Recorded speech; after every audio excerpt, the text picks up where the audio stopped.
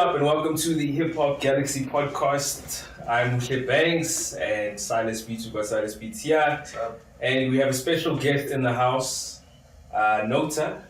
Yo. Mr. Controversy.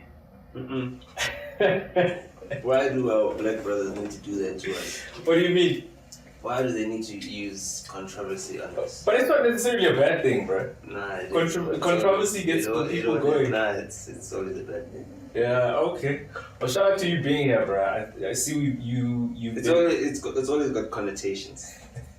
So we'll get into it. So yeah, you could say like thought leader. Thought leader. You know what I mean? Alright. Like conversation starter. Alright. You know what I mean? Critical thinker. Got you. You know? Yeah. But more importantly, you're the authority type. Yeah. Is that a heavy title for you? Hey man. Listen, man, I think we invited you because, there's a lot of stuff that you say. Some people agree with it, some people don't.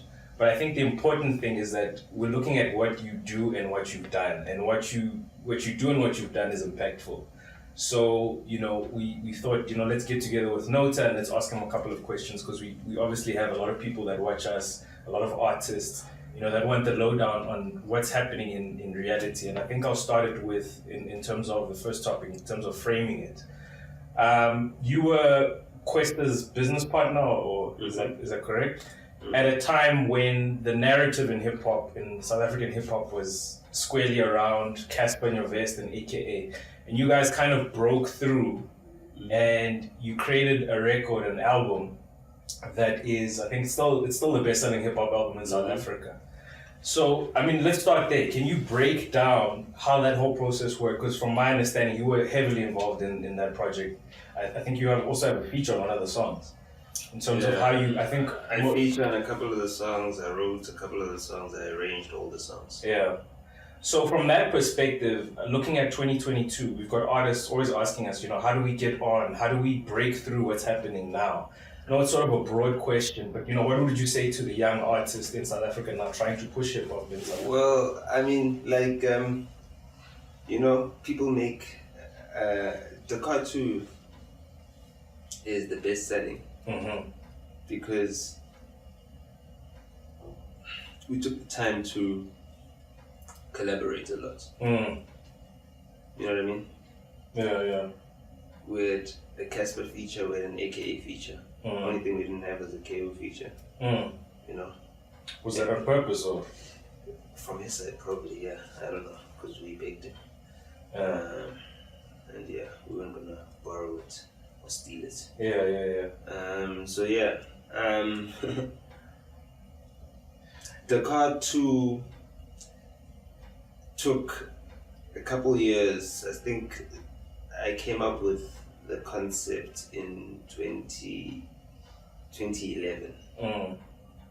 Right? I came up with the concept in 2011, but what I was trying to do was get a Take That remix, the song that we did with with the repertoires and the video, and Trevor will be in the video. Yeah. And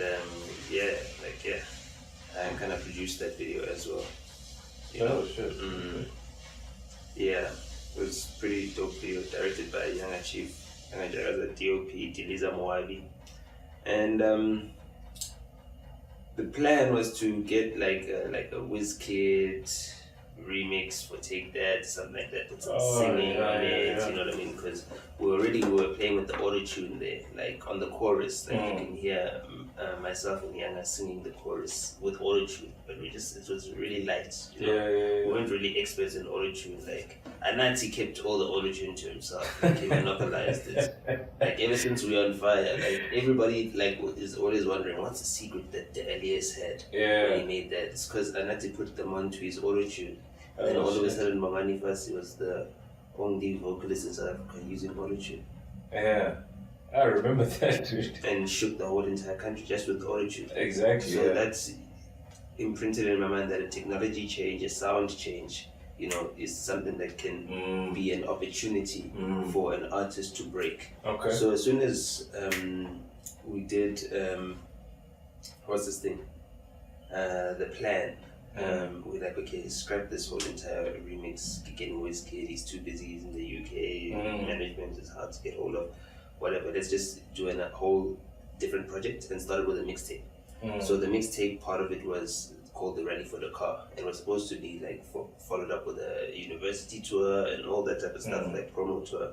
A whole entire PowerPoint proposal that I'd drawn up, and then basically had the Ready for the Car, the mixtape, the car, the album, and then the subsequent album, the car 2. So it was a whole entire plan. Yeah. So it was drawn up from there.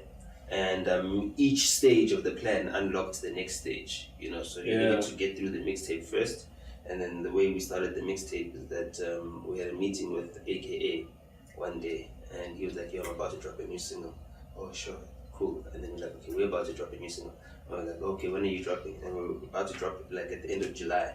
And he's like, no, I'm planning to drop that weekend, and I've got a whole entire Miller campaign that I'm doing with the drop. So why don't you guys drop the following week? And we're like, alright, no, cool. So he was like on the whole jealousy type, that sample, right? Yeah. We had a trap hit called Boom Shakala. Yeah, I remember that. Yeah. No. We had a new sound. Yeah. So you understand? So like, remember from the We On Fire days? Yeah. Because when we did take that was the crunk sound.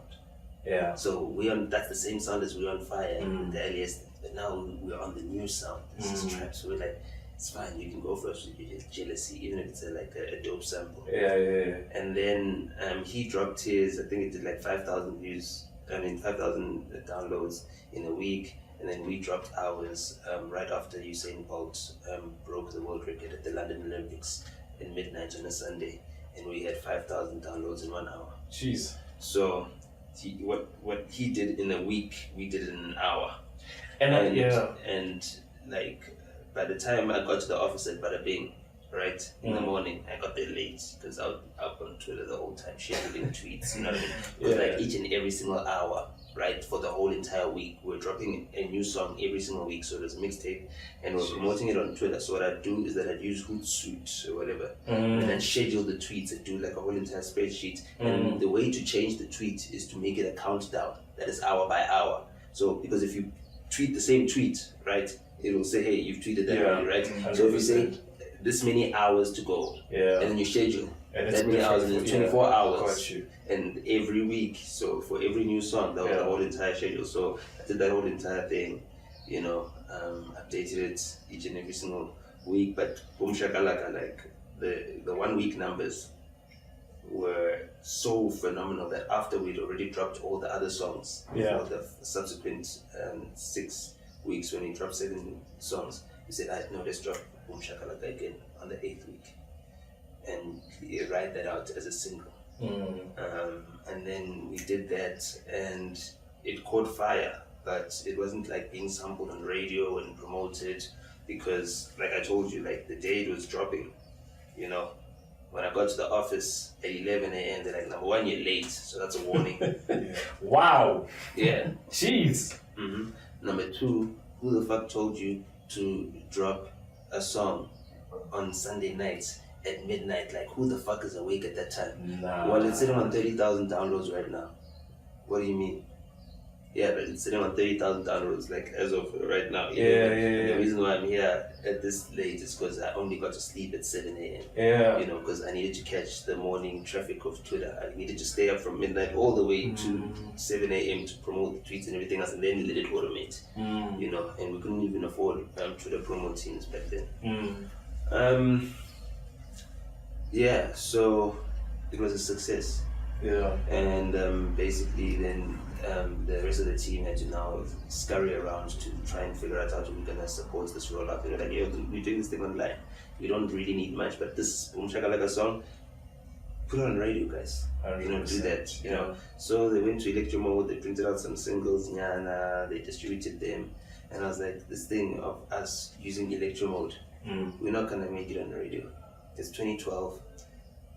The record business is selling the least it's sold, it's grossing the least it's sold. We need major muscle.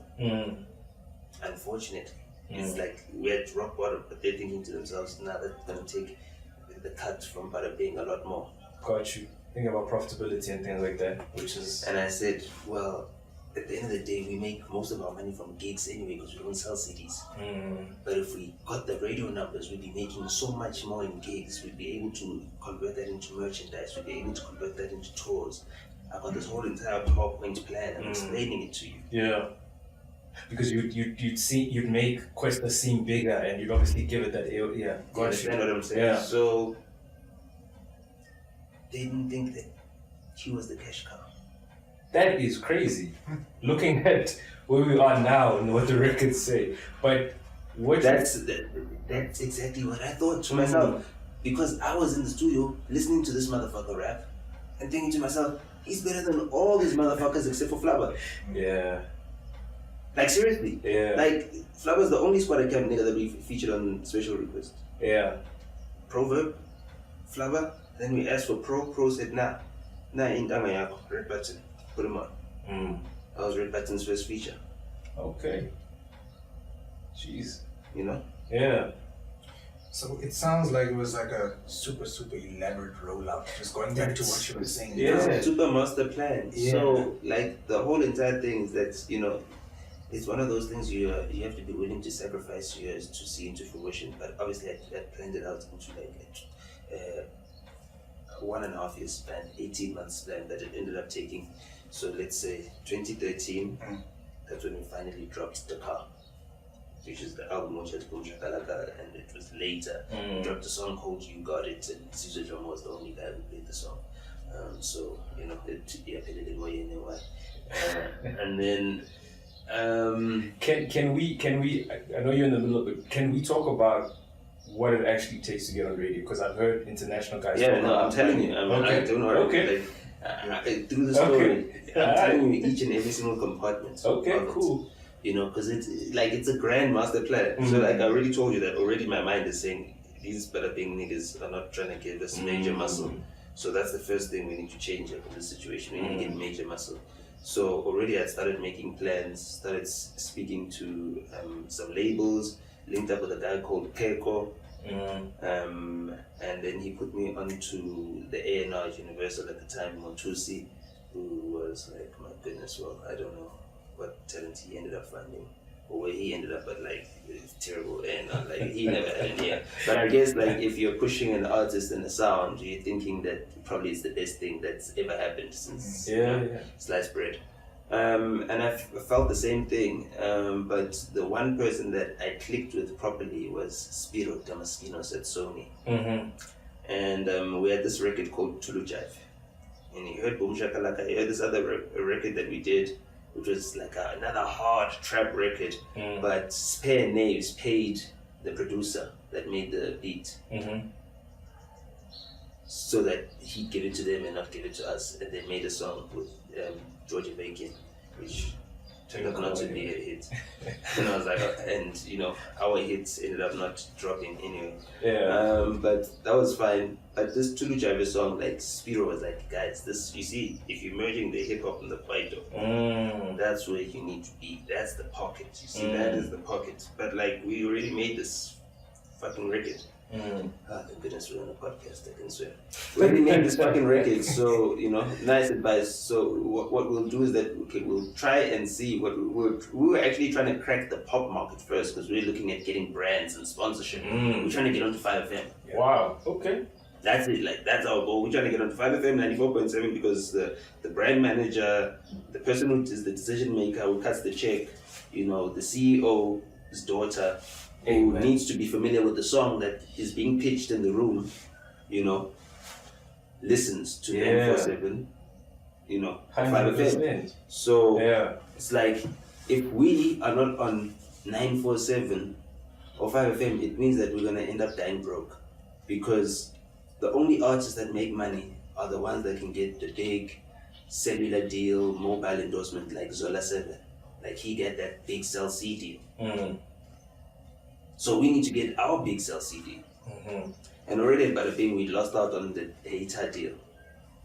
We got the hater deal, they pitched in, they lowballed the deal, they pitched for like, no, we'll do it for 80,000, we'll get Questa to do it for 80,000. Clean, the brand manager heard, no, there's a hotter rapper out there, his name is AKA. and he wants 250K. And they gave him 250K. And I was like, you see, you in a price race to the bottom, you're selling this kid as the discount model. You understand what I'm saying? It's Slicker, Sugar Smacks, or Slicker coming into the boardroom meeting, selling his discount version of himself. Sure. It's almost as if they didn't quite believe. I think, is that a fair assessment? Or It's the thing is this, is that you're trapped in your own hype. Because at the time he was active, right? You're an artist, yeah. When you signed,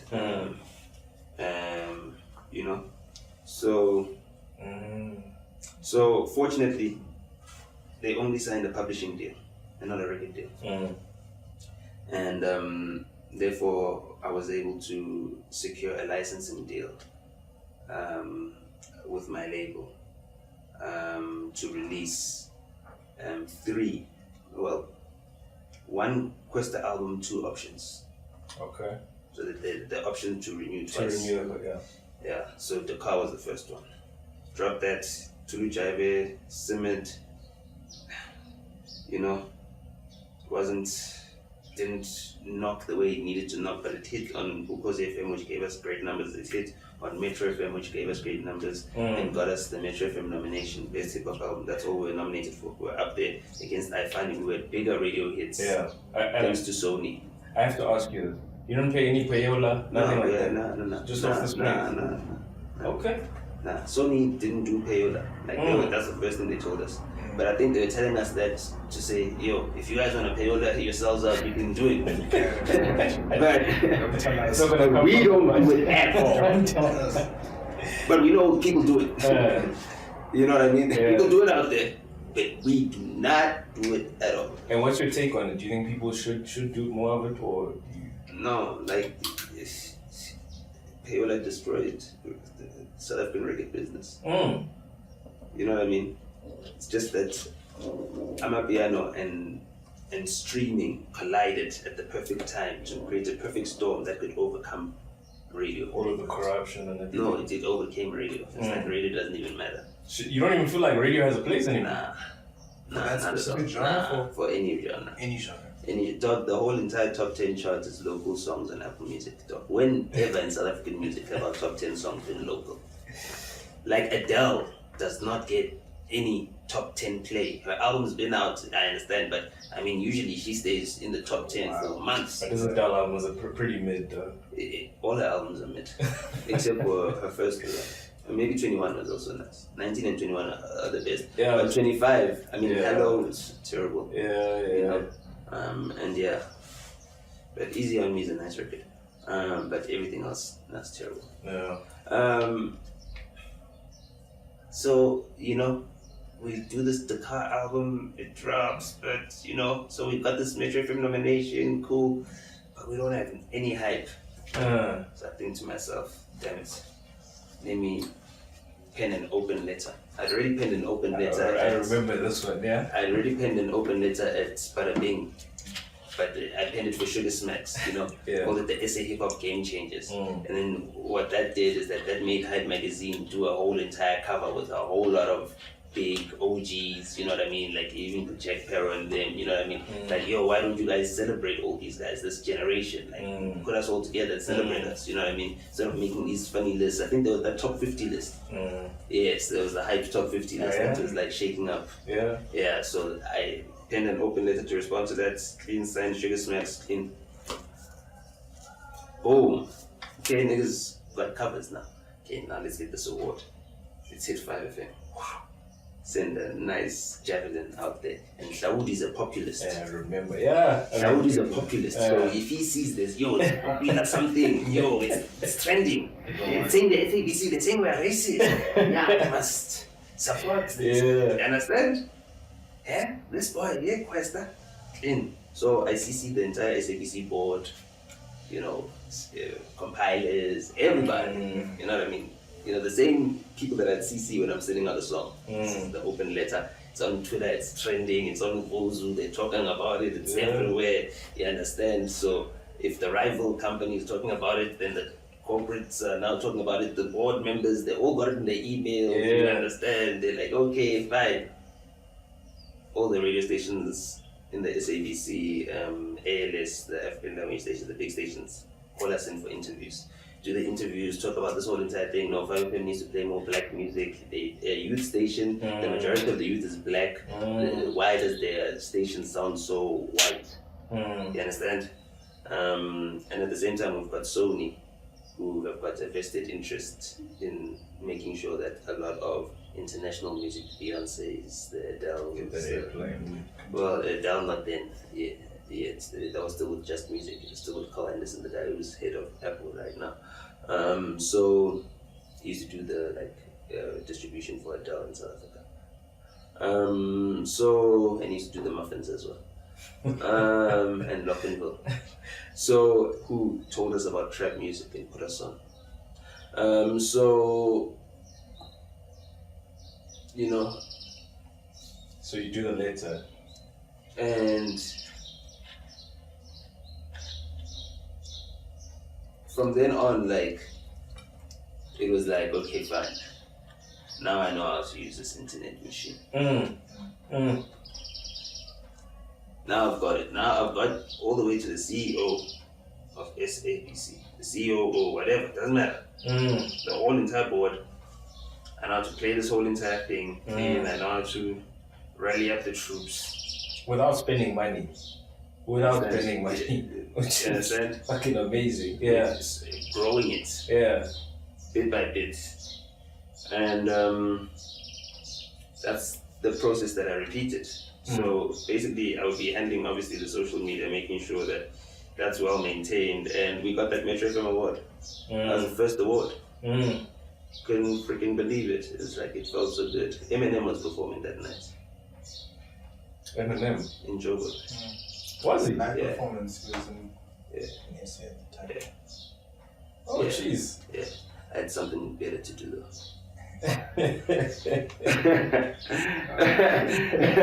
You understand? If we didn't win an award, I would have been pissed. It was at Ellis Park. But that's crazy, dog. And I think a lot of people, a lot of artists, you record a lot of artists, they come in, they say, oh, we need to pay this, they say the system is against us. You've literally spoken about this plan. That's what I love about it. It's well thought out plan. Yeah. A lot of artists come in, they record, they're like, yo, we just need to get on radio, then we'll start getting gigs. But you have like a long drawn out plan. Yeah. 18 months? Longer than that. Yeah, well, it had already taken longer than 18 months because, I mean, the process started on the 6th of August 2012. And then we dropped the album on the 23rd of November. Just in time to qualify for the Metros. And we dropped it only on iTunes, so we qualified just off a digital release. It was the first time they accepted digital releases. Jeez. And yeah, so we didn't even get the CD, we didn't even have enough money to get it mixed properly, and mixed and mastered properly, so we just like took it to Jazzworks to get it like leveled afterwards. And they said, listen, we'll come back when we do the card too and we'll have proper money. So proper DIY here, bro. So yeah, so I mean that's a lot of stress. At the same time, you know, there's a newborn baby. You know what I mean? So, you know, when an artist has a newborn baby and you guys are working as a team, what you then know is that, okay, fine, now this person has a limit or is anchored here. If we want to go global, they'll either need to put themselves in a situation where they can afford babysitters or whatever, but to now move a whole entire family. So the exit strategy here is like get a house, settle down. You know what I mean? So, I mean, those eventualities play themselves out. So, like, okay, fine. So, like, now I'm like, okay, how do we master plan so that that is the outcome by the time we're done? Shit, I love the long-term planning, dog. Yeah. Well, I mean, you know, I got to learn a lot of the game, like, before that. So, I got to, like, theorize. You know what I mean? I got to plan. I got to tell people my plans, and then they told me that, nah, it won't work. And I said, okay, wait until I try to do it. Were you going through a lot of, like, you speak through a lot of this like you were DIYing it, but it doesn't seem like the team was that big. Like you were the one handling the socials, you were the one making the phone calls, writing the letters. Yeah, I mean, I had probably people that assisted me, like Yana had learned how to direct videos, you know what I mean, self-taught, so that became an asset to us, so we had that asset, you know what I mean. He ended up becoming a freelancer, you know, we worked with him. I think like, I called my homie Alessio from my club promoter days and I said, yo, you started a film company, my homeboy Yana is the godliest director. You know what I mean? He did a whole lot of videos for Studio Space Pictures. You know what I mean? Yeah. And that was like something that kept him in Joburg when, you know, it was time for him to go back to Queenstown, you know what I mean? Like things were really tough at that point in time. Yeah. So that was just for that, you know, the whole dream was the music and that was understood, but he needed something in the meantime just to sustain some sort of income, you know. And then as far as Questa is concerned, you know, we're all in K1, you know, he's at his mom's house, I'm staying at another business partner of ours, Leroy's mom's house as well, and she stays in Bushbuck Ridge, so she's left in my house in Bethlehem. So I'm crashing on the couch there, you know, and I'm thinking of a master plan. Did you ever lose hope and faith in this master plan? In terms of where it was going and things like that? Nah, you see, it's like, you know, when you're trying to shoot hoops in the basketball, it's like you keep making adjustments as you, you know what I mean? Nice, bro. So, like, that's the thing about, you know, it was in stages. So from stage one, after the mixtape thing, it's like, okay, what did we learn from that stage? Okay, cool. The next stage, what did you learn from that stage? Okay, cool. Gotcha. What did you learn from that stage? Like, we learned, okay, a single, like Boom Shakalaka, never drop it independently in this climate. You need major muscle, you need a push, you understand? Otherwise you need payola. You understand? So, you know, we couldn't get the payola. And so you would have used it if you had the money? No, I've never done payola ever. Okay. Okay. I told myself, nah, no one's gonna be in my pocket. But I mean, like, yeah, we treat people nicely. You know what I mean? If like a guy like a compiler comes and says hi, you know what I mean? If you got a rider and you got bottles, give them the bottles. Technically, I know what you're saying, but technically, isn't that a little bit? Or you look at it as relationship management? Yeah, it's technical rider. Okay. You're there to work, right? Yeah. Well, you don't need the liquor. Okay. Got you. I like how he uses the resources, eh? It is. It's reappropriating. Did you pay that money? No, you're technical rider. Yeah, no. I love it, right? Yeah. It's just some free drinks I gave this dude. You know what I mean? It's like they were giving out free heads. Yeah. It keeps that relationship. Yeah, it keeps that relationship. Be nice to people. That's it. That's what it is. It's like saying, you understand? I understand that, you know, you're very influential in ensuring that I can pay my kids' school fees. But that was at the time when radio mattered. You know what I mean? So we don't have a radio as a gatekeeper anymore. You know, so kids don't need to worry about that. Okay. And so, you know, beyond making that album, winning the award, finally figuring out, okay, how to get more radio play, you know, and getting radio play on 5FM because we dropped a single with Crash Carber and Keep Walking. I don't know if you've ever seen that video. It's one of the dopest videos we've ever done. Yeah. Yeah. So like we dropped that, you know what I mean? At least there was name brand familiarity amongst the markets that mattered the decision makers, right? Oh, okay. Yeah, no, it's got context now. Okay, cool. Yeah, so we use the radio to get the brands because where do the brands advertise? Gotcha. On radio. Yeah. So they listen to radio to listen to their ads, listen to, okay, what slots are we getting? Okay, fine. Yeah. How are they doing this campaign? Okay, you understand what I'm saying? So they monitor themselves, you know what I mean? Same reason I read newspapers to monitor, okay, so this is what the brands are advertising, these are the type of products. You know, when you're making songs, you're thinking, okay, the campaign looks like it's going in this direction. Shit, that's deep, though. You understand what I'm saying? Who's responsible for this campaign? Okay, cool. Oh, okay, clean. Oh, can I find them on Facebook? Oh, okay, which places have they tagged on Foursquare? Okay, I need to chill in this hood. Oh, okay, it's Parktown North. Clean, I need to just be around here for like a week. Let's just chill at Jolly Roger the whole time. Shit. Now the dudes don't understand which is a studio like so me. Man, you said Jolly Roger. And now we drink at this Jolly Roger place all the time. You always want us to drink at this Jolly Roger place, you understand? Yeah. Sometimes via, have little coffee table meetings. I'm meeting, dog, you know. And I'm in Parkhurst. Yeah. The people that are going to make us. The funny thing about it is people think that it's all about the studio and that's where it ends. It is. But, I mean, you're introducing an element of the networking portion. No, that's no, I'm not introducing any element. There's two different sciences. That's the thing. That people think about the marketing side. The studio side is the engineering side. Yes, it's like we build the building, you understand? But now it needs occupancy. Build this Leonardo Tower and everything else. People need to know that it's the tallest tower. This, you understand? The marketing side is two completely different.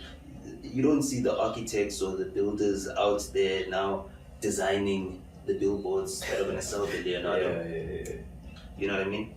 But some people have got both the skills.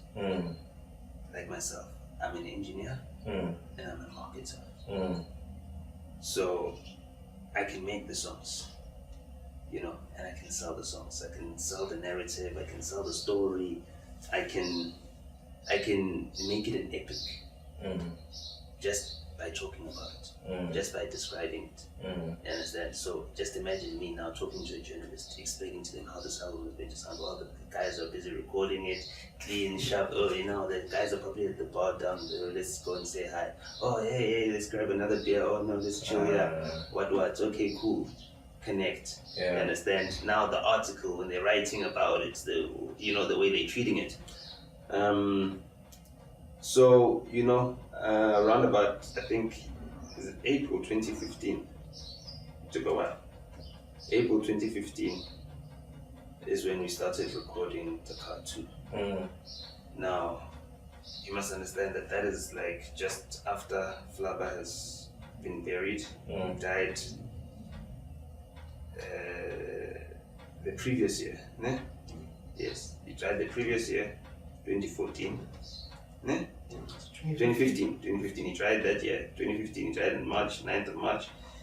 We just dropped the Do Like I Do remix. Previous September, we dropped Do Like I Do. We did a summer tour, you know. We did a big event at Zone 6. We filled out Zone 6. Like DJ Clock was given a sponsor, Mnet and Skull Candy, to do an event. And like, he just said, yo, for you guys performing at my gig and doing it for free and just being so nice about it, I'm gonna give you the next date. I'm gonna pass it on. Here's Chris, meet up with him, let's do it. And then we did the next date, and then we made enough money from that show to fund operations enough to shoot some videos, you know what I mean? And because that December we went on the road, you know, the road was funding us staying on the road, and we toured, we pushed Do Like I Do as much as we could, you know what I mean? And when Flabba passed away, the song shot through the roof, obviously, you know what I mean? Like, it usually happens when someone passes away. I mean, that's what's happening right now with Venom and Shishiliza's Sondela, you know, after Ricky's passing. So, you know, as down and as a bummer that is, by the time we went to some gig in Davidson at Two Tone Lounge, we had just come from Europa, Pretoria, and even that gig was packed, right?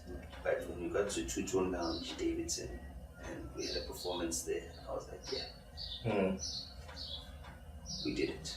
I was like, from here on out, it's unstoppable. Like, at that point in time, like, the only hit song we had was Do Like I Do, right? But I was like, what we're working on right now is the cartoon thing. Like, the way this crowd, and it's like, musically, when I'm watching the sets, and I put together the sets as well, the performance, the track ordering, and I'm DJ, and I'm doing the backing.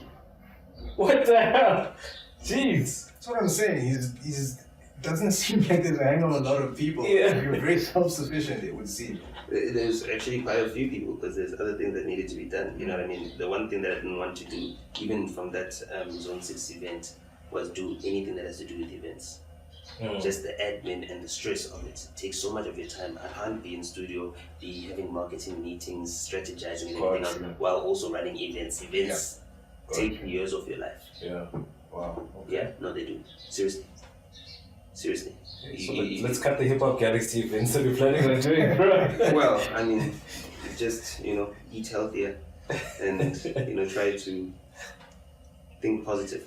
Okay. You can live until 125. That's how long a human body should last. I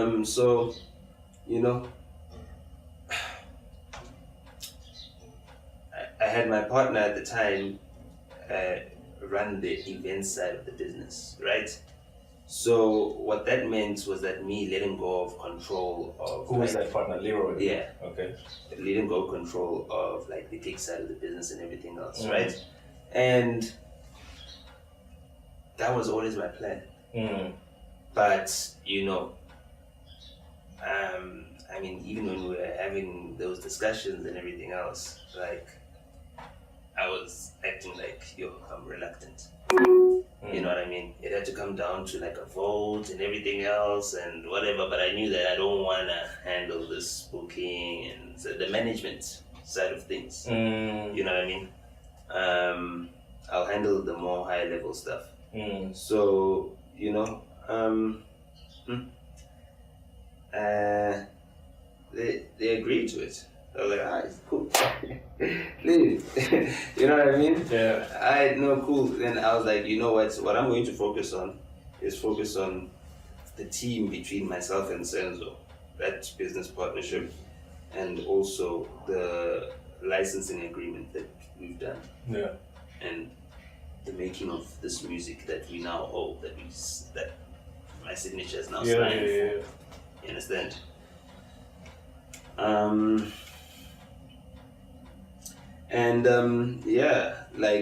We kept it like management.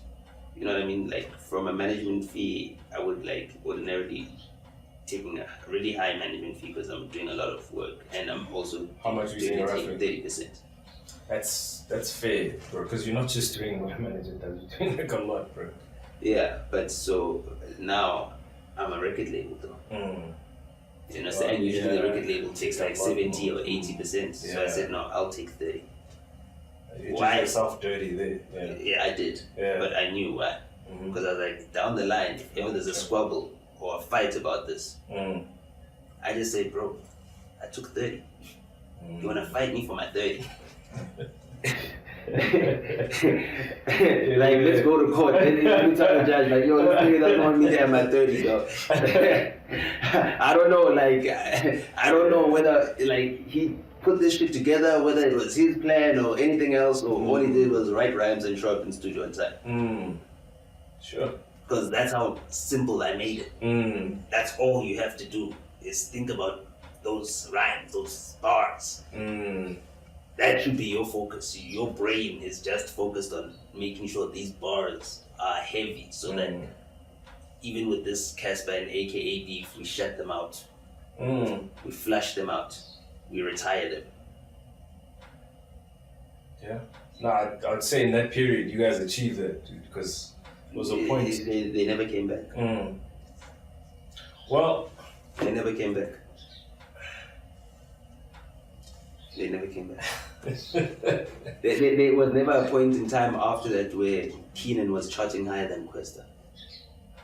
Yeah. Even after Questa didn't drop anymore. Now, Bovamania time. I mean, the only hits from Bovamania is the one that Makwa made. My right hand. But I think, okay, we've discussed that portion, and I'm sure people will get a lot. So how do we get to Dakar 2? Yeah. The shows. Because after that Davidson gig, you know what I mean, we started doing shows everywhere. We started doing everybody's birthday, doing free shows. We just doing shows so that on our Facebook, on our Instagram and everything, all you see are flyers. If you're a promoter, you're like, I need to book this guy right now. Because I'm looking at the calendars the dates that are empty, and this guy, the way these flyers are flying, if I don't call right now, I won't get him for July. Was there any tension at that point, or was you guys were just getting the money in and it was fine? Did he not feel like, yo, I need to be more at home, or we need to slow down? No. What? You're at home, you're sitting there hungry, and your kids are looking at you, saying, when are you getting on the road? Okay, so all of you guys are on the same page. Okay. Everybody's on the same page, you know what I mean? We're all on the same page. I mean, we've always all been on the same page, because the things that my master plan had an end point. You all had that plan, okay? No, I had the plan. This is my plan.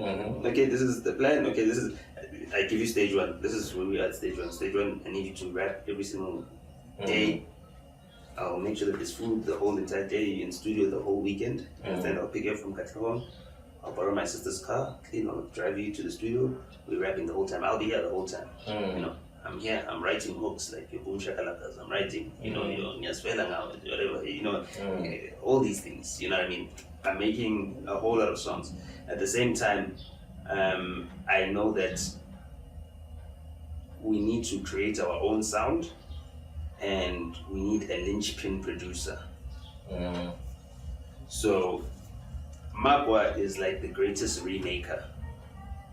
Like the first beats that we used from Magwa was the one that we used for King's Speech, and he remade J. Cole and DJ Khaled Hell's Kitchen. It was a straight remake. You know what I mean? And it sounded exactly like that. It's just that I didn't know that song. I didn't know that Hell's Kitchen song. So I find out later when people are like, oh, this. I'm like, oh, you know, he remade. He's like, oh. I'm like, dog, we're like in the fucking music industry, bro. We can't be doing fucking remakes. Like, this is not. It's not K1. You know, it's got talent. Like, this is the big time. You understand? That thing traded worldwide. Like, come on. But you know, so from then on, I was like, okay, fine. I need to train this guy, get him more skills and everything else. So the best way to do that is put him in studio with like these dope producers. So get studio week, couple of weeks, book ganja beats, clean, sharp. Sitting there 2 weeks, ganja beats. You're making these ganja beats. You're exchanging plugins, what, you're learning, you're helping them, they're helping you, dopest, clean, okay, lunatic, when you go to Ambitious Studios, okay, clean, you're making beats out there, you understand? Oh, Tweezy here, okay, clean, let's let's pop a young TLT, Nice Life Problems, thanks to that dopest, okay, sure. You know what I mean? It's just like that. It's like a training program. Like, that's the whole entire thing. And then eventually, after running around, we ended up at Maporisa because the whole entire time I was looking for a 45 RPM beat. Yeah, I've heard you mention that in your interviews. I could never find it until I went to Maporisa studio, and then we finished recording this other song that we're finishing off. It ended up being called Afro Trap with Busiswa. Yeah, as well. You know what I mean? That was, you know, obviously that was the first time I started believing in Busiswa as a rapper, but I've always believed in Busiswa as a rapper. Even before my name is, like I met her. I met her before she did my name is, you know what I mean? She came, she visited my apartment in Ashanti with a Don Design. You know what I mean? Like, yo, this girl from East London, and she's a poet and she's trying to make it in music and everything. I was like, oh, no, clean. I was like, yo, fuck poetry, just rap. So you're the reason? No, I'm not the reason. I'm just the guy. She came into his house and he just said something offensive. Like, I'm a poet. I've come all the way from East London. This guy, he just made me like, fuck poetry, just rap. But she did a poetry thing and my name just came out. You know what I mean? Smash it. So classic. You know. But I mean, that was in Tidima's West way. So, you know, she did it. I think before Lima she did it on. So I think well, I guess Nzoki Mbuli was the guy who is the originator of the poetic, you know what I mean? But amongst the female poets, you know, and Nzikima's always got this other poetry book called Wena. Yo, brilliant book, get it, you know. So the whole entire hodgepodge of this Dakar 2 album, like we started with the first disc was just trap. You know what I mean? You know my yini, it's trap record, it's trap. I bought that album by the way. Yeah, understand? So like, it sold pretty well. It was like one of the best-selling albums on iTunes that year. You know, this is before streaming. So I think it was like right before. yeah, it went gold on iTunes alone at that point in time. You know, which was 20,000 at that point in time, like in that year. So that was like, sure, shit, we went gold on iTunes alone. That forget the CD sales that we're doing everywhere around the country. So you know, yo man,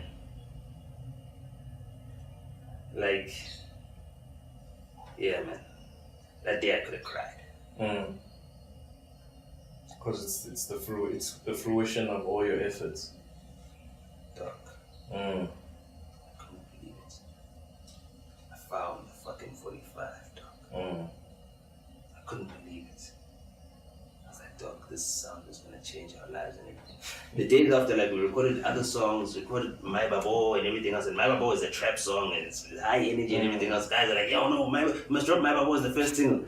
My producer even leaked it, dog. I even had to tell him, dog, we're with a major, dog. Even if we leak it, they're gonna take it down everywhere. We've sent them the audio, they're gonna take it down, it's fine. You don't need to bother telling your leakers to take it down. But dog, why would you do that? Pori.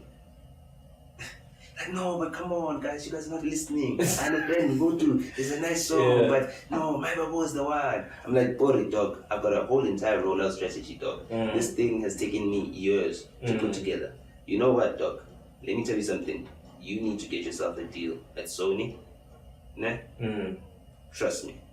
I'm gonna tell them all about you, how you're about to shake up this whole entire game. We've got this new sound, this drum thing that you're doing, and this Amapiano thing that you're doing. It wasn't Amapiano at that point in time. It was called breakbeat. You know, this breakbeat thing that you do. No, not breakbeat. Breakbeat is drum.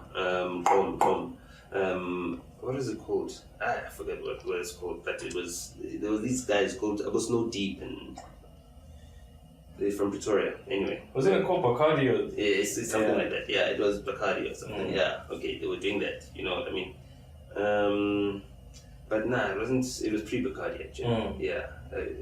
That way back like that. Go type sound. You know what I mean? That shit was about to pop. I was like, yo, that is the new sound. You understand? You need to do an album, and the disc 1 needs to be home wave, and disc 2 needs to be this Amapiano, whatever sound that it is. You need to do a double disc like we're doing with this Dakar 2 shit. You know what I mean? Stop this thing of sabotaging us by leaking songs and shit like that. Yeah, fuck that. You know what I mean? And yeah, they ended up connecting via Spiro and the team, and you know they got Spori on a deal as well there. You know what I mean? Like basically I told him how to build his own Galawa. I gave him a master plan. The same way I had a master plan for Dakar 2, I was like, bro, you know what? You need a master plan. Everybody assumes that he got it from Mosquito. Nah. There's no way Mosquito would give him the blueprint of making something that's going to beat Galawa.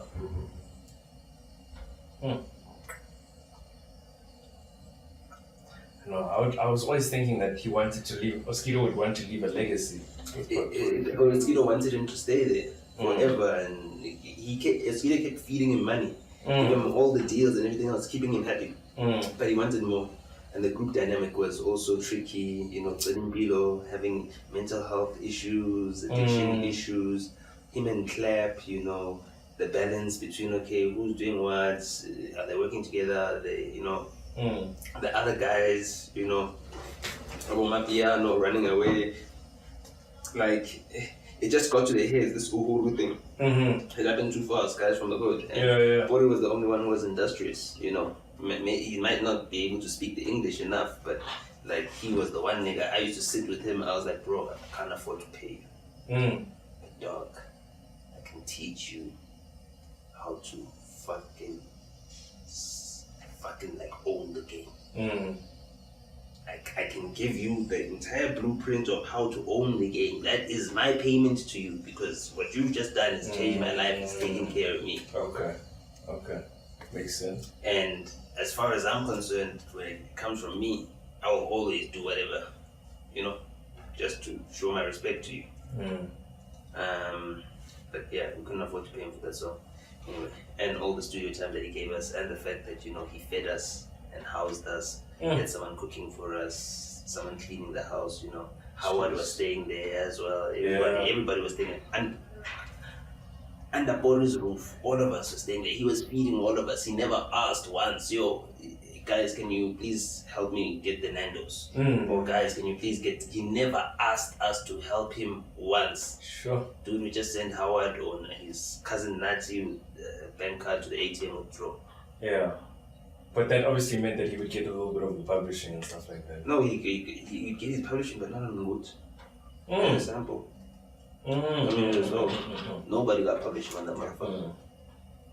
Okay. Only thing that was salvaged is the master. So, me being a record label didn't really bother me much.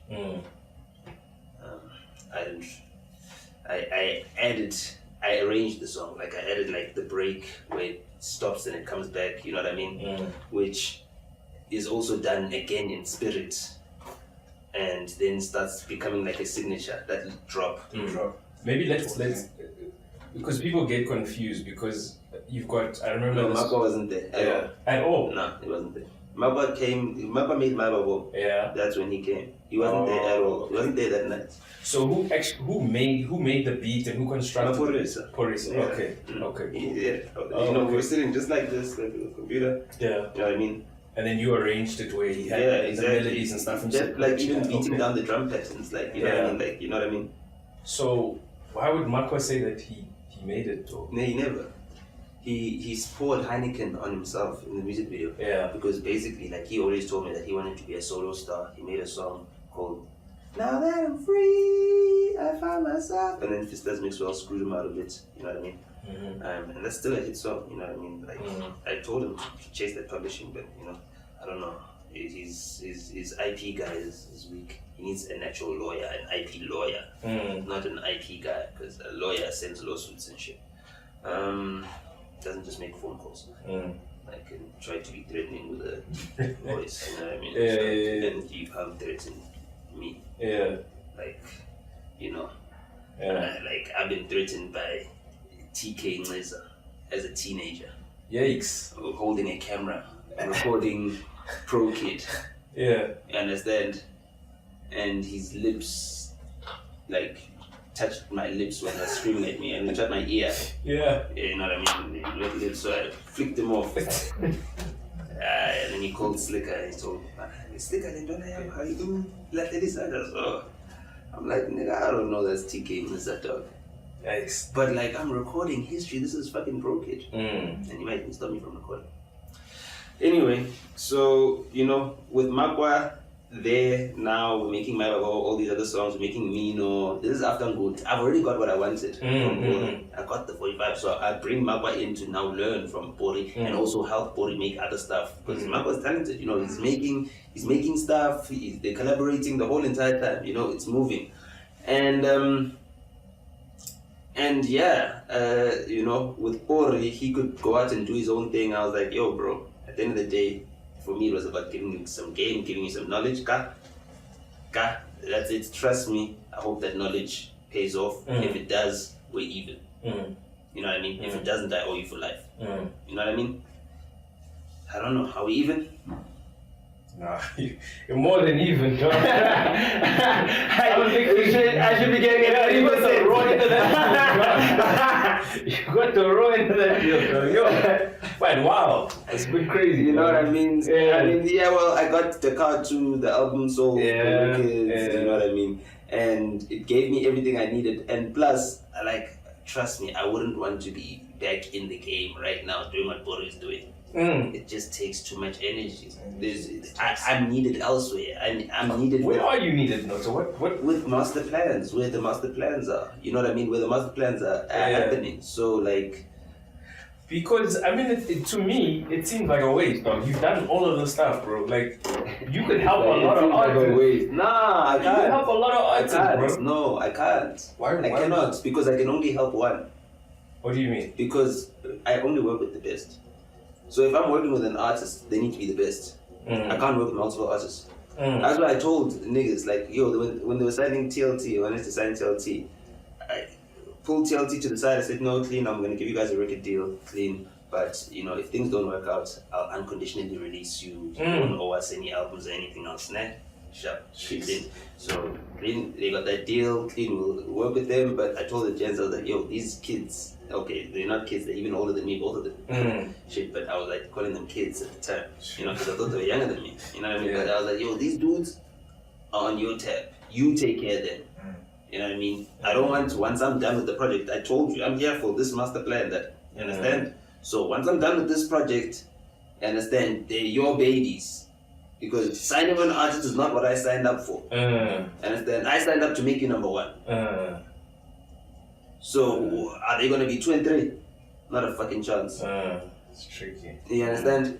But they serve their purpose because they actually brought that like raw, gassy sound. You know what I mean? They inspired it because you know they were working on it a lot.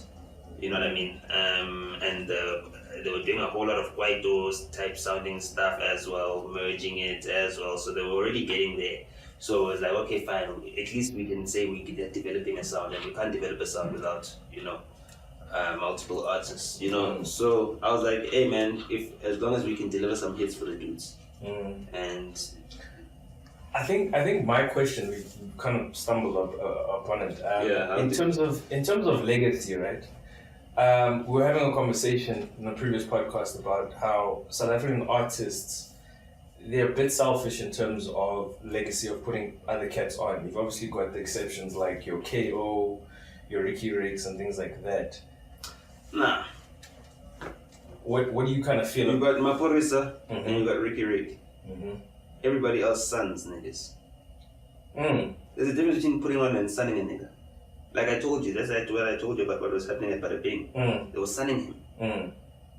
You understand? He's our son, so, you know, give him the light check.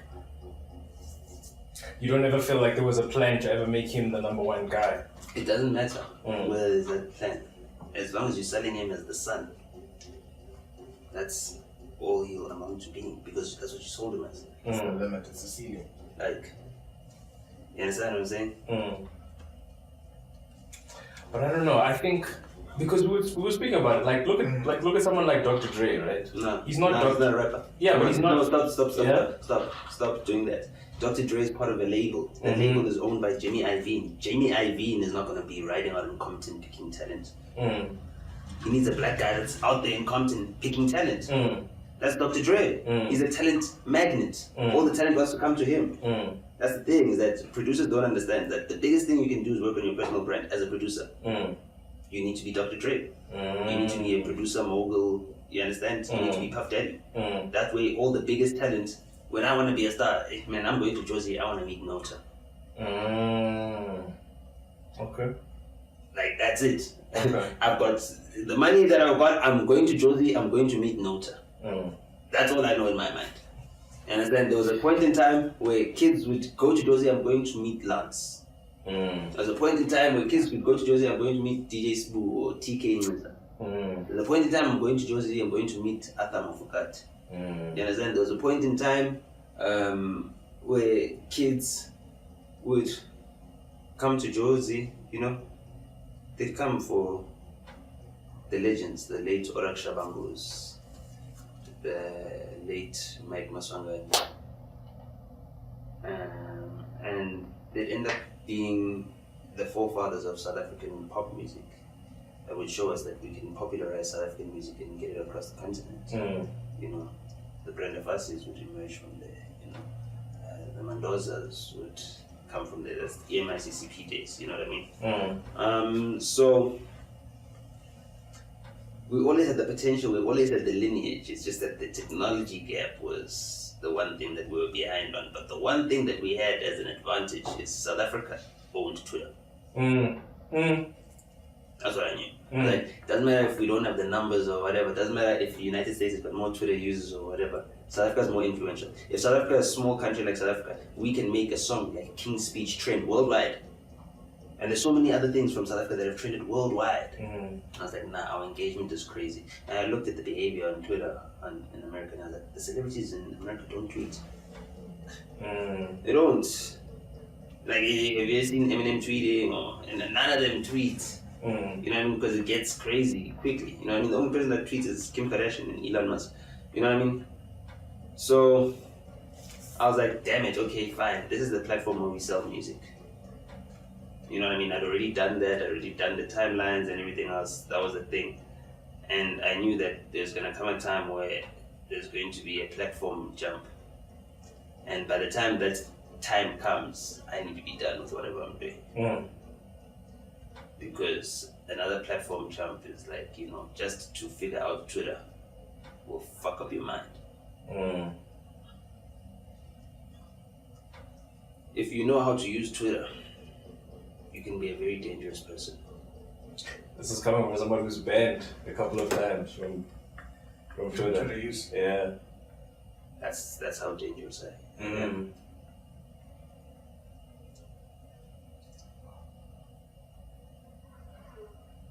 The thing is that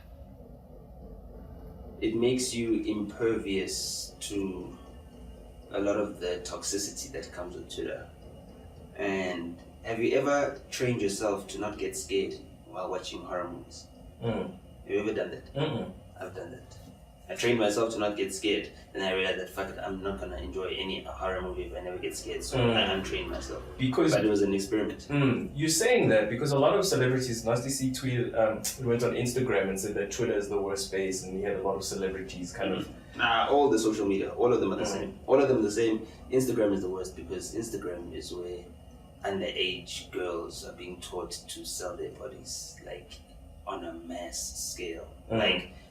You have no idea. When Kanye said Instagram got you bitch, what he was trying to say is that I'm struggling to keep a hold of Kim because of Instagram. Because she gets her dopamine from Instagram. She doesn't get it from her husband. I can't compete. There's no amount of love a husband can give a wife who's got the attention of millions of men who are all sending flowers, who are, you know, all of them are willing. There's a guy, a Sultan of Bahrain, who's willing to book her to come to a nightclub or whatever, and then say, okay, fine, how about $20 million? You know what I mean? Like, crazy shit like that, you know? So, it's just bad. It's like, I look at young girls these days, and it's like the way they sell their bodies. And it's like we're completely unashamed. It's like this is the rights that we have, this is the freedom that we have. And what they don't understand is like, damn man, when your mileage is fucked up, you become undesirable to men who were once not in your league. You understand what I'm saying? Because the only way to win at that game is that you need to have the guys liking you. Guys like the girl that everyone wants. Everybody's fucking one girl. Some might knock out the friends or whatever. Take one for the team or whatever. Yeah. But there's the one girl that, But I heard so and so smash there. Okay, what? Okay, so she's giving it up. Okay, clear. Okay, nigga. In his mind, he's saying, "I'm trying my luck." I hear you. Social media does come with a lot of baggage, but it also comes with a lot of positives. No. But no. You understand? Like when social media started, yes. But now, once we've reached this scale, we've got weapons of mass destruction, and we're playing with them as if it's clay, party clay. What makes you say they're weapons of mass destruction? Distraction. Distraction. Distraction. Oh, distraction. It's weapons. All the wars are being fought covertly on social media. They get manipulated quite easily. It's gender wars.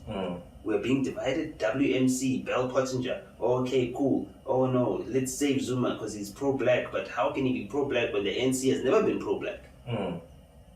How is he different from the whole entire party when he hasn't even changed his policies? How is he the radical? They're rallying up people. Oh, Iqbal survey.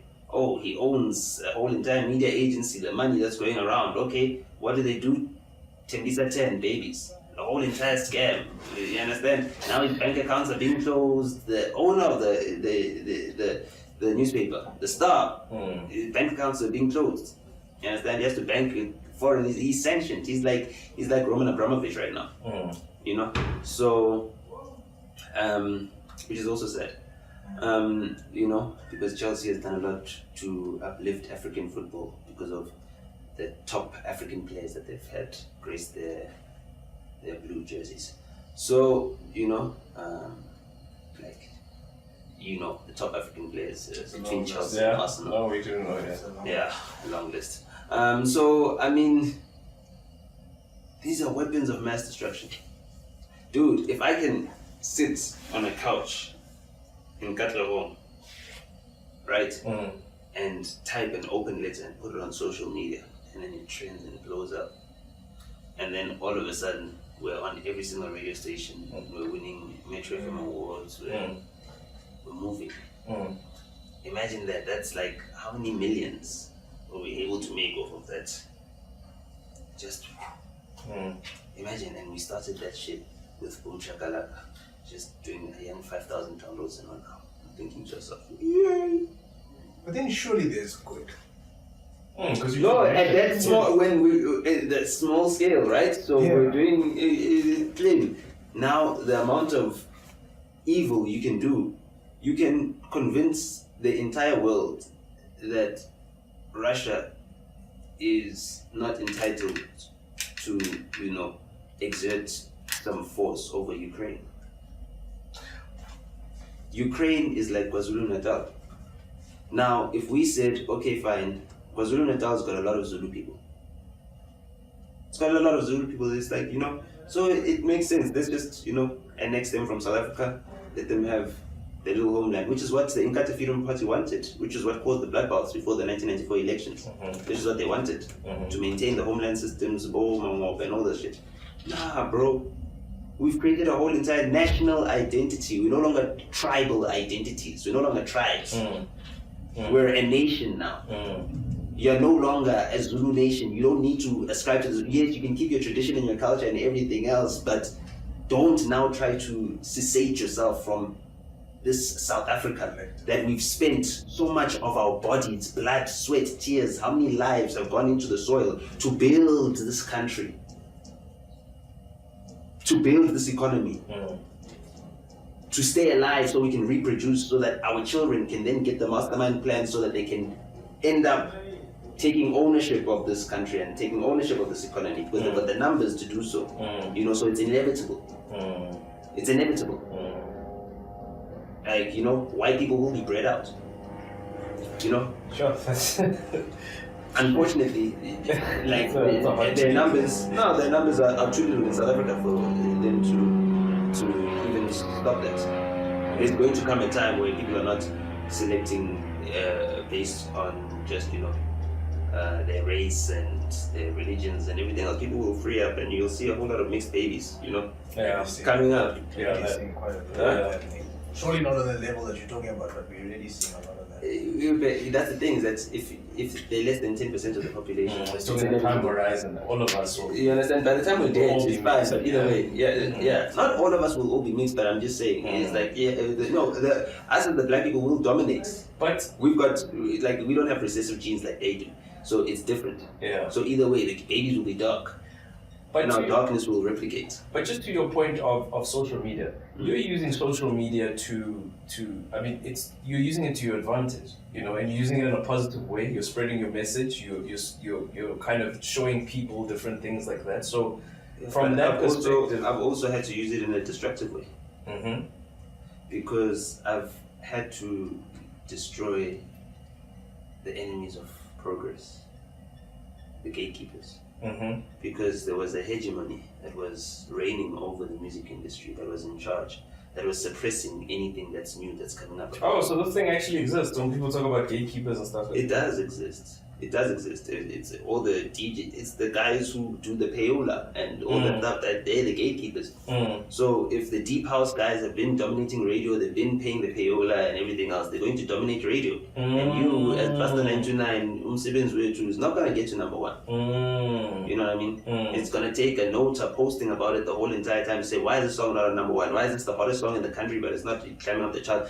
Because he's influential enough to get the attention of other people to say, guys, come on. I mean, we're payola, but like, let's not make it obvious. Like, if I want to move number one, my future, what's bad in there? You understand what I'm saying? Like, that's the, and now imagine the commercial opportunities he loses out on. Imagine what I explained to you about how we were able to end up getting to that Zola point of having the big mobile deal, a 10 million rand telecom deal.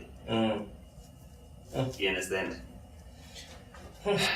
And because that is where you need to get to, and to get to there, you need to be number one. We lost out on 250k. On that date, yeah. Let's hater and AKA take 250k. You know what I mean? We got the real telecom bub, the 10 means. Understand? Even Samsung didn't give out that much bub when they were giving Casper dough. Yeah. And listen, man, I think let's get. And that took hard negotiation. You know how I did it?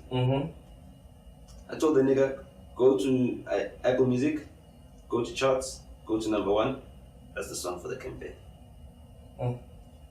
Clean, dog. Yeah, and then I paid my bill at the restaurant. And I fucked off.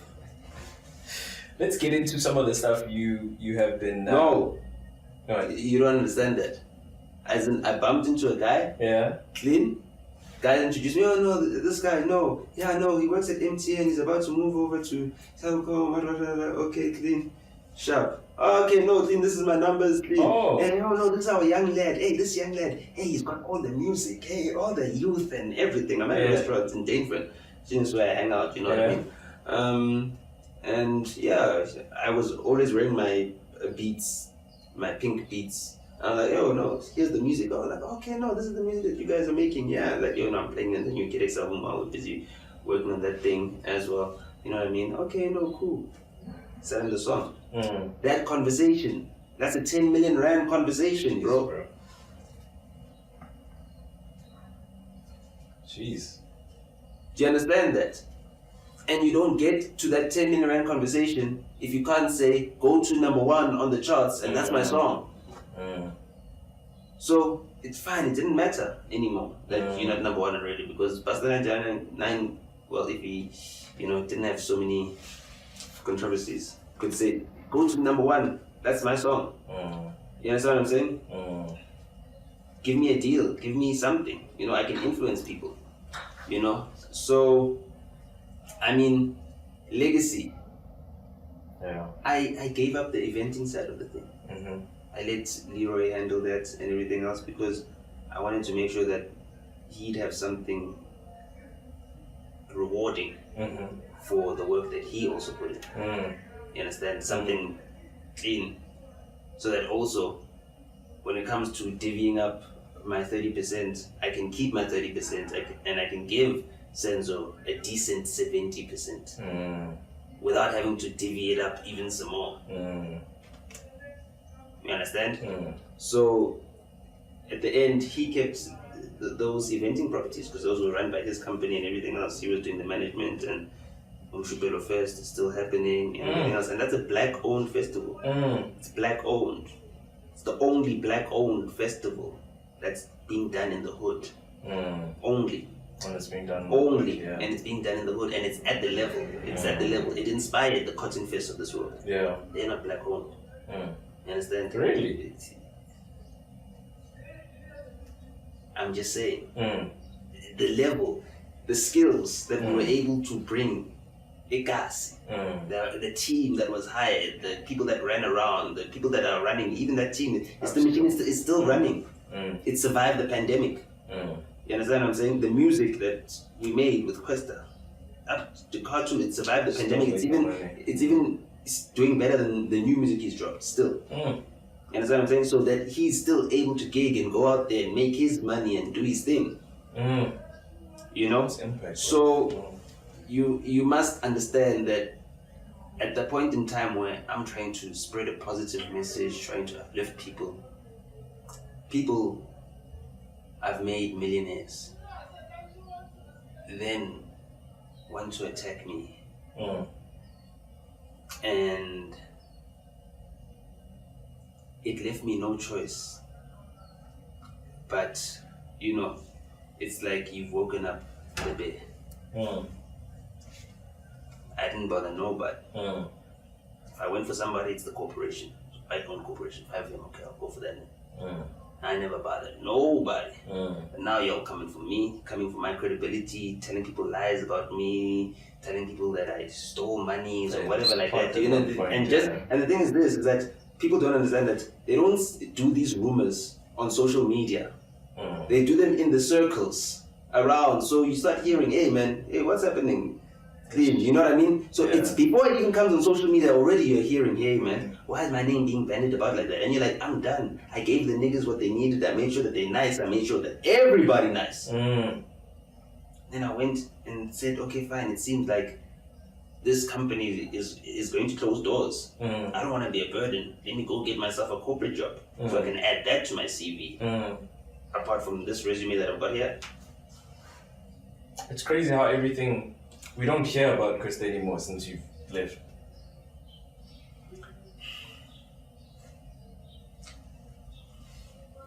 That's the impact. Nah, I don't want to put it like that. I'm just saying from an outside perspective, because I know from a music perspective, like at the end of the day, but dog, you don't have the super producer, dog. Unfortunately, like I am, you know, one of the greatest producers this country has produced. And the thing about me is that a lot of the production that I've done hasn't even been just producing music, it's been producing producers. Mapwazi is a Nota produced product. Maphorisa is a Nota produced product. Gabza is a Maphorisa produced product. Because he was taught by Nota. And Nota taught him, like, bro, to make sure that your partnership with Gabza is solid, make sure that you teach him how to fish. Don't catch the fish for him. Let him set up his own label and everything else, that master partnership that will keep you guys tight. He's got his own thing. Understand? That's how I divided shit with my niggas. Just to make sure that at any point in time, niggas are not hungry enough to want to take from their brothers. You know, but niggas get confused. They get told all these things. You know what I mean? They turned Mapwa against me and everything else, and I helped him out. Yeah, no. I put him on, he was about to have a baby. I made sure that Ambitious gave him a nice, like, young cushion, 60K nyana. No strings attached, you don't have to pay back. No strings attached. Why? Because Ambitious was my homie. No, Ambitious, I called my homie, I said, Mana, my super producer is expecting a baby. No strings attached, and they said, okay, fine, but once you're done with your baby and your maternity leave, you can come back and we'll offer you a salary of 20,000 rands a month if you want to come and be a producer for Umuti Records. Because, you know, he's got the tag, but it's in the Sumut. He just launched a sub-label. With Black Diamonds. So, like, you know, I negotiated that deal for him and everything else, and then he spat in my face. Like, you know, and like, he literally shat on me. And he's on Sobering Podcast, and they're asking him, but dog, hold on, you're saying all these things about Nota, but you're saying he's a straightforward guy, he's an honest guy, but he's an asshole, but he helped you, and like, hold on, it's crazy. And all these other guys, you're not saying anything about them, but they're the ones who are screwing you over. They're the ones who are cutting your car insurance and all these things, and your car installment, and they're the reason why your car's even on installment and everything else. They're the reason why you can't even get your license disc done right now or whatever, because tickets are old, the car's not in your name. It's complicated. You're gonna need to wait for the installment to be finished paying off before you can do the transfer of ownership, and you know it's a melee. So just miss, you know. But at least you're mobile, and you're able to get from studio to studio to studio. You're able to collaborate, and you've got all the studio equipment anyone would need. But you know, the entire setup, everything. You are self-sufficient. You are self-contained. You are an artist. You're a Kanye West. Thank you. That was my job. So now you can do your own thing. You can run your own label and everything else. Yeah. What does he do? Nah, I wanna be a mogul. I wanna sign artists and everything else. I say, Chief, you just had a baby. Yeah. You're gonna take this money that I hooked up for you. You're gonna spend it on all these niggas that you got in your crib right now and all this shit. What are you guys doing? You're drinking lean. You're taking Xannies. You guys are high. That's why you're talking this shit on the line. And then he's got me on IG Live. Because I'm like, bro, what are you saying? Why are you making it seem as if I stole? Like, to show me where I ever took anything from you. Show it to me, so I can give it to you. I'm right here, dog. I'm right here in your crib, dog. If I owe you money and I'm in your crib, utini. Yeah, I saw that video. Yeah. I'm saying I owe you money, right? I'm here in your crib, dog. So show me what money I owe you. Let me EFT it right now, dog. No, you wanna, dog. It's the whole entire squad. You guys are leeching off this nigga, and you're gonna bring him down, and nothing's gonna emerge off this. And what happened? Nothing emerged of this. Now he's back on his own. Stopped leaning. You know what I mean? He's had to rebuild, but it takes time to rebuild. That's the thing. Is that guys thought, okay, clean. When we still had the machine, when we still had Abu Peko in the cut, because you know. Peko is the guy I met when we were still at Universal, and he gave us the referral. But my relationship with Peko was so dope, and I got told that Peko is so hot by a guy called Garrick Suspect, who works at Viacom. That Peko is so hot in terms of the promo game, I basically tricked Sony into poaching him. I told Spiwe Ngwenya, the guy who co-owns Born in Soweto. They released like something Soweto at some point in time, and them Tuda at some point in time. Okay. Yeah, and they've done a lot of stuff. But Spiwe used to manage Will of Steel Productions, which was Jet Leo's label at a point in time. So he was the label manager. And he said, hey, they're not gonna poach a guy who works in the music department or does any promotions thing. But don't worry, I've got it. So Spiwe told Paul Thackeray that no, there's this IT guy. But he's got an ear for music. Works at Universal. I called him up for an interview, clean, this IT guy. No, I do IT. Okay, not clean. They hired him music. He was in. Pepper was in. Dog, once I had Pepper, because from the conversations I had, I knew that, damn, I could be a silent bully, like mafia boss, right? And then I know that Pepper is my history. He'll heal the wounds. Yeah. You know what I mean? And that's the thing, he'll cure. I'll send out The text and then he'll cure them. He'll cure. He put out all my fires. Yeah. Everybody. Every fire I ever put out. And he called me like, why you keep? I was like, dog, I just gotta keep things in check. This is how we stay number one. That's how we stay number one. You understand what I'm saying? It's like, how did we get to number one? And it's funny because it's like a story that we never tell. But I mean, Kwesta doesn't become the number one artist in South Africa without a ruthless team. Kind of like the Dame Dash to the TV. Nah, I'm kind of like the Dame Dash and the Jay-Z. And the Kanye. Well, all three, bro. I'm a Rockefeller. And that's why when I posted up, I was the only motherfucker that actually understood what was in that fucking contract. And that's why Kanye had to reply to me directly. And he was only replying to me directly to say, no, don't blame Tigger. Don't let the system. And then he went to Joe Rogan and said, I'm going to buy Universal. Universal's worth 35 billion. So Kanye replied to you directly? Kanye's worth 10. Universal's worth 35 billion. Kanye's worth 10. Just come. On his way. Forget him getting the message, he's going to buy Universal. You're right. No, it's inevitable. Yeah. So, he's going to buy this 10 billion money. So,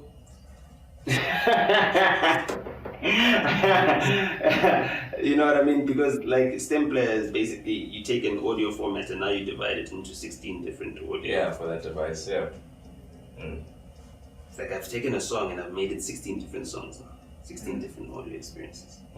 Even more if you look at the combinations. That's nothing.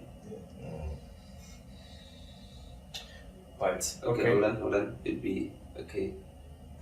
How many? He's doing the maths. It'd be 3. I thought about it, but I was like, 2, nah. Maybe 3, which is 12 times, so it's 24. So it's 24 different combinations. yeah.